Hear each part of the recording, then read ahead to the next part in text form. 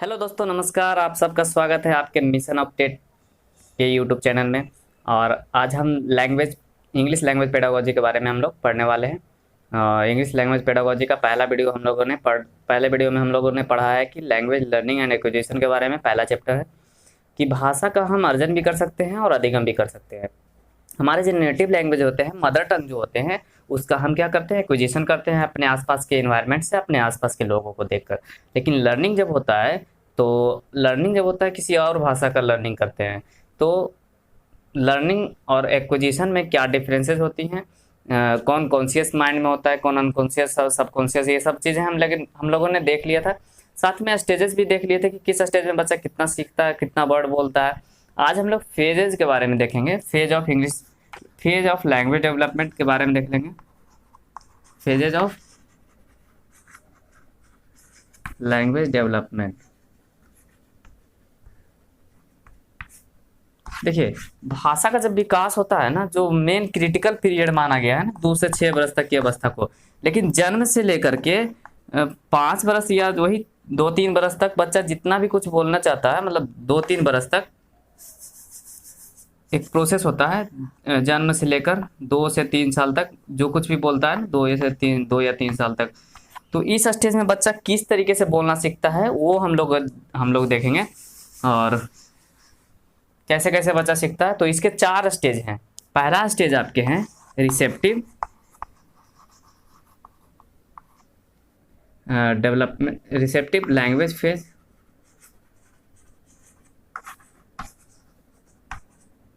देखिए, इसमें क्या होता है कि रिसेप्टिव का मतलब होता है ग्रहण करना। तो ग्रहण करना, जब बच्चा जन्म लेता है ना, तो उसके कुछ दिनों के बाद से बच्चा ऑब्जर्व करने लगता है, ग्रहण करने लगता है, कुछ ना कुछ देखकर और कुछ ना कुछ अपने अपने चल रहे वातावरण को, अपने बड़ों को देख करके कि बड़े क्या बोल रहे हैं। तो जो कुछ भी बोल रहे होते हैं ना हम लोग, तो उन शब्दों को वो बच्चा ऑब्जर्व कर रहा होता है, रिसीव कर रहा होता है, ग्रहण कर रहा होता है कि कौन सा वर्ड कहाँ यूज करना चाहिए, किस तरीके से यूज करना चाहिए, किस वर्ड के लिए, मतलब किस चीज़ों के लिए क्या वर्ड यूज किया जाता है। तो ये सब चीज़ें बच्चा ऑब्जर्व करने लगता है कि किसको क्या कहा जाए, कैसे क्या किया जाए। इस तरीके से बच्चा सीख रहा होता है, ग्रहण कर रहा होता है हम लोगों से, बड़ों से। तो रिसेप्टिव लैंग्वेज फेज में होता है कि बच्चा बड़ों का ये कर रहा होता है, ऑब्जर्व कर रहा होता है। तो चाइल्ड ऑब्जर्व देयर एल्डर्स, बड़ों का क्या कर रहा होता है, ऑब्जर्व कर रहा होता है कि बड़े क्या कर रहे होते हैं, किस तरीके से बोल रहे होते हैं, उन चीज़ों को बच्चा ऑब्जर्व कर रहा होता है। और इस अवस्था में क्या होता है कि अंडरस्टैंडिंग बच्चे में आ जाती है, बच्चा समझने का प्रयास कर रहा होता है, अंडरस्टैंड कर रहा होता है, समझ रहा होता है। तो इस अवस्था में अगर कहें तो अंडरस्टैंड वर्ड्स एंड लैंग्वेज। देखिए, बच्चा का एक्वायर कर रहा है ना, बच्चा ग्रहण कर रहा है, तो शब्दों को और भाषाओं को बच्चा क्या कर रहा होता है, अंडरस्टैंड कर रहा होता है, सीख रहा होता है, समझ रहा होता है कि किस तरीके से कैसे यूज किया जाता है। तो यूज करने के लिए सीख रहा होता है। और इस अवस्था में क्या होता है कि इंफॉर्मेशन गेन कर रहा होता है, गेनिंग इंफॉर्मेशन,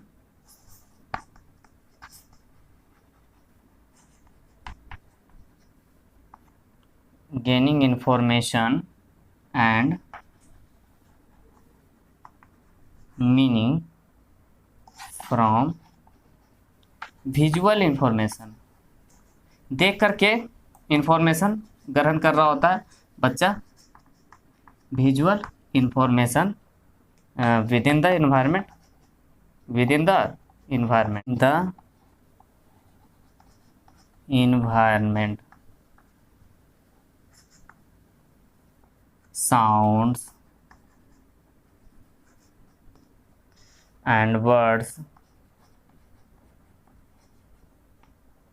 देखिए, क्या होता है ना कि बच्चा इंफॉर्मेशन को गेन कर रहा होता है और साथ में उसके मीनिंग को, इंफॉर्मेशन और मीनिंग को दोनों को गेन कर रहा होता है, पहचान रहा होता है कि कहाँ कैसे क्या यूज किया जाता है। उस वक्त बच्चा सिर्फ और सिर्फ रिसीव कर रहा होता है, देख रहा होता है, ऑब्जर्व कर रहा होता है और कुछ ना कुछ उसके साथ सीख रहा होता है, समझ रहा होता है। और वो भी कहाँ से, अपने समाज से। जो कुछ भी साउंड का यूज किया जा रहा है, कौन से वर्ड का कहाँ यूज किया जा रहा है, ये सब चीज़ें वो बच्चा सीखने लगता है इस अवस्था में।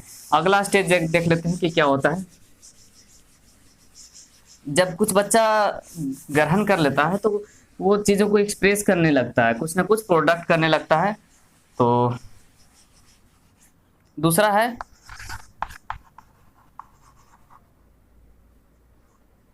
Productive language phase.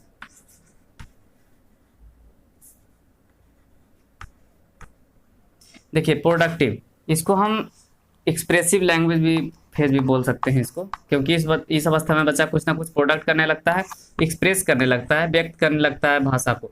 अब जो कुछ भी बच्चा सीखा देखा वो उसको कुछ ना कुछ तो बोलने स्टार्ट कर देगा ना इस अवस्था में।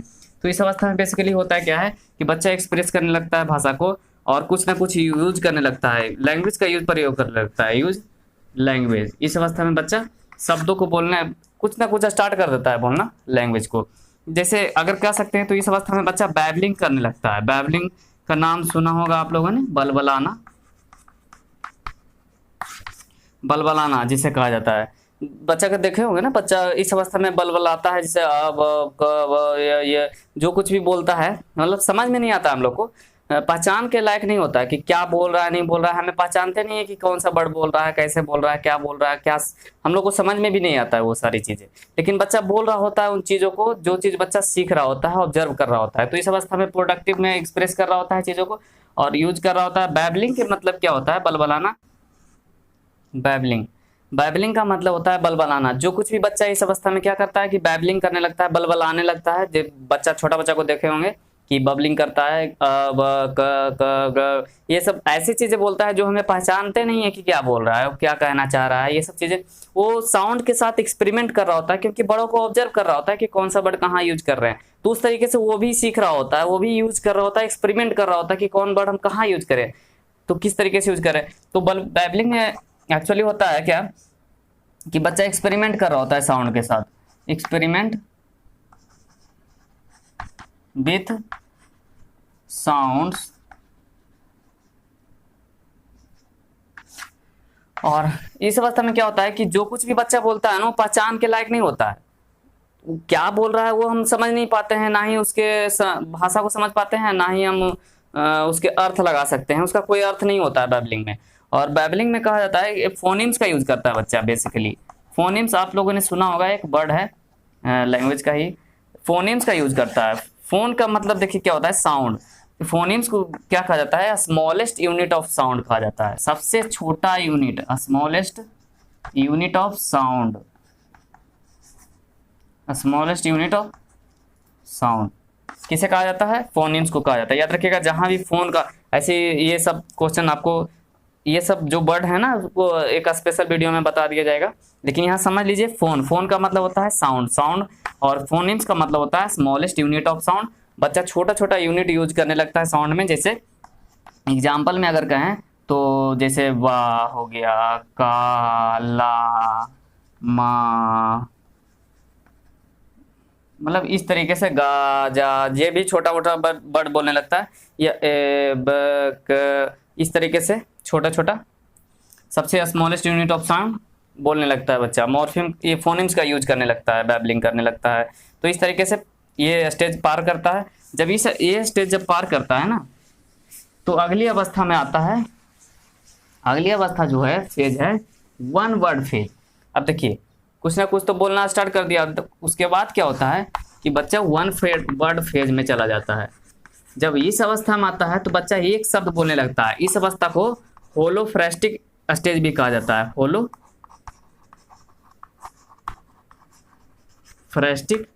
स्टेज, होलोफ्रेस्टिक स्टेज भी कहा जाता है। होलोफ्रेस्टिक का मतलब होता है एक शब्द बोलना, किसी सिंगल वर्ड का यूज किया जाता है इस अवस्था। तो इस अवस्था में बच्चा किसी एक वर्ड का यूज करता है, याद रखिएगा, ए स्मॉल नंबर ऑफ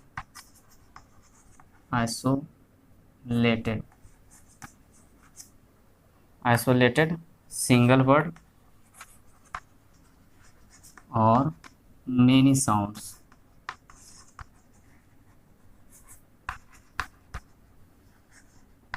देखिए क्या होता है, जब वन वर्ड फेज में जब बच्चा होता है, होलोफ्रेस्टिक स्टेज में होता है, तो बच्चा किसी एक छोटी सी सिंगल वर्ड कोई बोलने लगता है, छोटा सा वर्ड, जैसे कि आप कह सकते हैं मम्मा, पापा, कम, गो, या जो कुछ भी, रोटी, भात, मतलब जो कुछ भी एक वर्ड होता है ना, एक वर्ड का यूज करता है बच्चा, सिंगल वर्ड का।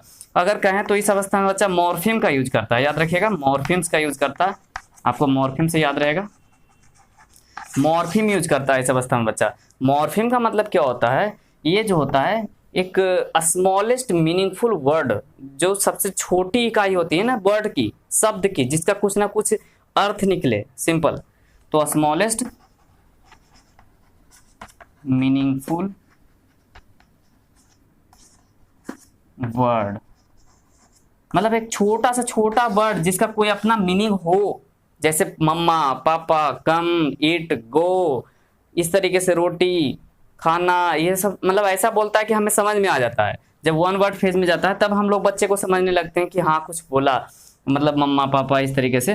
तो मॉर्फिम्स, मॉर्फिम्स याद रखिएगा, ये सब भी एक वर्ड है जिसको हम अलग से टॉपिक में क्लियर करेंगे। तो मॉर्फिम का मतलब होता है एक स्मॉलेस्ट मीनिंगफुल वर्ड होता है, जिसमें हम लोग चीज़ों को समझ जाते हैं, अपना अर्थ निकलने लगता है, छोटा सा वर्ड होता है, सबसे स्मॉलेस्ट यूनिट वर्ड कहा जाता है।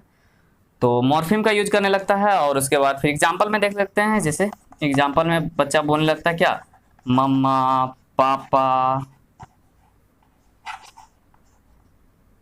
कम, गो, ईट, खाना, इस तरीके से बोलने लगता है, और हम समझने लगते हैं कि क्या मांग रहा है। अगला स्टेज देखिए, जब ये स्टेज पार कर जाता है ना, तो अगला स्टेज जो आता है, चौथा स्टेज और लास्ट स्टेज है आपका। इस अवस्था में बच्चा जो होता है दो वर्ड बोलने लगता है, इस अवस्था को टू वर्ड फेज कहा जाता है, टू वर्ड फेज। देखिए दो वर्ड फेज, इस अवस्था में बेसिकली क्या होता है कि बच्चा दो वर्ड को यूज करने लगता है, मतलब जैसे मम्मा, खाना, दो, मतलब दो या दो से अधिक वर्ड का भी यूज करने लगता है कभी कभी, जैसे मम्मा खाना, पापा हम, मतलब कि पापा कम, मम्मी गो, इस तरीके से यूज कर सकता है, जैसे पापा कम, मम्मा गो, गिव मी, तो इस तरीके से बच्चा बोलने लगता है। और ये जो वर्ड होता है ना, ये जो दो बोलता है, इसको हम लोग ना टेलीग्राफिक स्पीच भी कहते हैं, याद रखिएगा, टेलीग्राफिक स्पीच भी कहा जाता है, टेलीग्राफिक स्पीच भी कहा जाता है। पहले के ज़माना में टेलीग्राफ का यूज होता था ना, तो टेलीग्राफ में ऐसा वर्ड लिखा जाता था, मतलब कम से कम शब्दों में ज़्यादा से ज़्यादा चीज़ें हम बता सकें, ऐसा छोटा से छोटा वर्ड, और वर्ड के हिसाब से पैसे लगते थे। तो इस तरीके से इसे टेलीग्राफिक स्पीच भी कहा जाता है। देखिए छोटा सा है और बच्चा बोलता है, और हम लोग भी समझ लेते हैं कि बच्चा क्या बोल रहा है, तो इस तरीके से इसे टेलीग्राफिक स्पीच भी कहा जाता है, या एसएमएस लैंग्वेज भी कहा जाता है, इसको याद रखिएगा, एसएमएस लैंग्वेज। जैसे एसएमएस में हम छोटा सा वर्ड का यूज करते हैं ना, इतना छोटा सा, मतलब कम से कम लैंग्वेज का, तो इसे एसएमएस लैंग्वेज भी कहा जाता है, टू वर्ड स्टेज को, सिंपल सा। तो ये देख लिए हम लोगों ने, ये बेसिकली होता है स्टेज जब निर्माण होता है, मतलब बच्चा लैंग्वेज को एक्वायर कर रहा होता है, अपने एनवायरनमेंट से एक्विजिशन कर रहा होता है, तब ये सब स्टेज आते हैं। तो इतने होते हैं आपके phases of language development. Next topic पढ़ेंगे कुछ और, एक और चीज़ है जो हम डिस्कस कर लेते हैं, सिंटैक्स और सिमेंटिक का। सिमेंटिक और सिंटैक्स के बारे में देख लेते हैं कि क्या होता है, समझिएगा अच्छा से। एक होता है, देखिए सिंटैक्स होता है, और एक होता है सिमेंटिक। पहले सिंटैक्स के बारे में देख लेते हैं। तो ये होता है स्ट्रक्चर ऑफ सेंटेंस। सिंपल इतनी जानिए कि स्ट्रक्चर ऑफ सेंटेंस, किसी भी वाक्य का जो स्ट्रक्चर बनता है ना, subject, verb and object, basically ये कहाँ कहाँ यूज होंगे, ये इसका बारे में जानना, ये सिंटैक्स कहलाता है। ये कह सकते हैं कि स्टडी ऑफ रूल्स, इसमें रूल का अध्ययन किया जाता है सिंपली, कि कौन सा रूल कहाँ यूज होगा, और सब्जेक्ट का यूज, वर्ब का यूज, ऑब्जेक्ट का यूज वाक्य में कहाँ कहाँ करेंगे, किस तरीके से करेंगे, कहाँ इसका यूज होगा, वो सिंटैक्स में देखा जाता है। बेसिकली आपका स्ट्रक्चर जो होता है ना, सब्जेक्ट वर्ब ऑब्जेक्ट वाला बहुत सारा स्ट्रक्चर होता है सिंटैक्स में, तो वो स्ट्रक्चर देखा जाता है किसी भी वाक्य का। सिंपल, जैसे एग्जाम्पल में आपको कर दिए, काऊ गिव्स मिल्क। देखिए तो काऊ के बाद क्या आया, वर्ब आया, तब ऑब्जेक्ट आया। तो इस तरीके से आई कैन ईट, मैं खा सकता हूं। तो इस तरीके से सब्जेक्ट के बाद ऐसा तो नहीं होता है कि आई ईट कैन इस तरीके से लिख देंगे तो वो होगा, वो गलत हो जाएगा, आपका सिंटैक्स नहीं होगा, तो वो गलत हो जाएगा। और ये इस तरीके से देता है क्वेश्चन में सिंटैक्स। तो ये सिंटैक्स हो गया। अब देख लेते हैं सिमेंटिक क्या होता है, और दोनों में डिफरेंस भी देख लेंगे।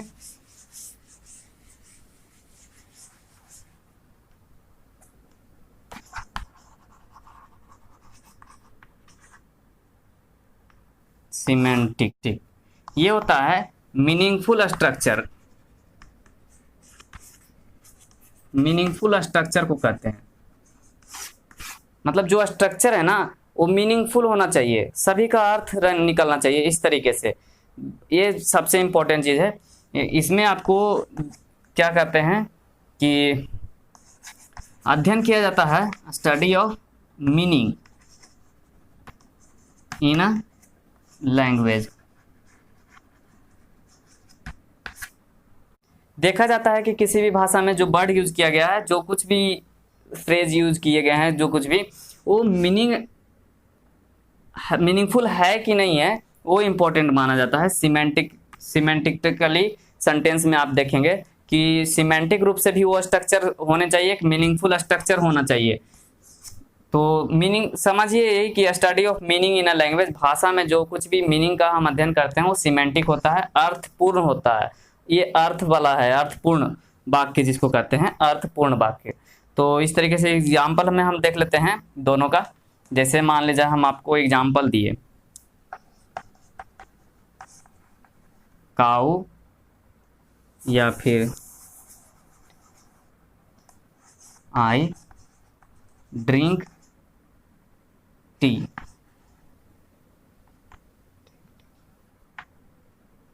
देखिए अगर हम इसे कहा जाए तो आई ड्रिंक टी, अगर हम कहें कि सिमेंटिकली ये वाक्य क्या है, सही है या गलत, सिमेंटिकली ये वाक्य कैसा है, सही है या गलत, तो ये गलत है, क्योंकि चाय को ड्रिंक नहीं किया जाता है बल्कि लिया जाता है, तो टेक टी होता है। तो ये मीनिंग देखना बहुत जरूरी है कि स्ट्रक्चर मीनिंगफुल स्ट्रक्चर होना चाहिए। जो भी स्ट्रक्चर होना चाहिए, चाय को क्या किया जाता है, लिया जाता है। जैसे काउ ड्रिंक्स मिल्क, अब गाय तो दूध पीती नहीं है, गाय दूध देती है, काउ गिव्स मिल्क हो सकता है, लेकिन यही सिंटैक्सिकली अगर ये वाक्य कहा जाए कि सिंटैक्स के रूप में, अगर कहा जाए कि ये वाक्य सिंटैक्स के रूप में या सिंटैक्टिकली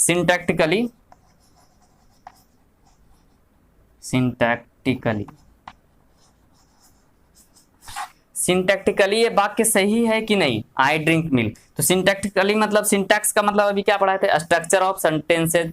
तो स्ट्रक्चर सही है ना, सब्जेक्ट के बाद वर्ब के बाद ऑब्जेक्ट है, तो सिंटैक्टिकली कहा जाए तो ये वाक्य सही है, लेकिन सिमेंटिकली ये वाक्य गलत है। तो इस तरीके से समझ में आ गया। सिमेंटिक में हम देखेंगे कि वाक्य जो है हमारा अर्थपूर्ण रहना चाहिए, और सिंटैक्स में देखेंगे कि वाक्य का जो स्ट्रक्चर है, सब्जेक्ट वर्ब ऑब्जेक्ट कहाँ कहाँ यूज किया गया है, कैसे कैसे यूज किया जाता है, वो देखा जाता है। सिर्फ और सिर्फ रूल्स देखे जाते हैं, स्ट्रक्चर देखे जाते हैं। तो सिंटैक्स में स्ट्रक्चर देखे जाते हैं कि कौन सा स्ट्रक्चर कहाँ यूज किया जाता है, और सिमेंटिक में देखे जाते हैं कि मीनिंगफुल स्ट्रक्चर है कि नहीं, जो भी वाक्य लिखा गया है वो अर्थपूर्ण है कि नहीं, कहाँ कौन सा वर्ड यूज किया जाना चाहिए, मीनिंगफुल वर्ड, वो देखा जाता है। तो आज के लिए इतना ही, और अगले टॉपिक में बात करेंगे नेक्स्ट में। आज के लिए इतना ही, बस मिलते हैं अगले वीडियो में। तब तक के लिए मुस्कुराते रहिए, खुश रहिए और अपना अभ्यास करते रहें। जय हिंद।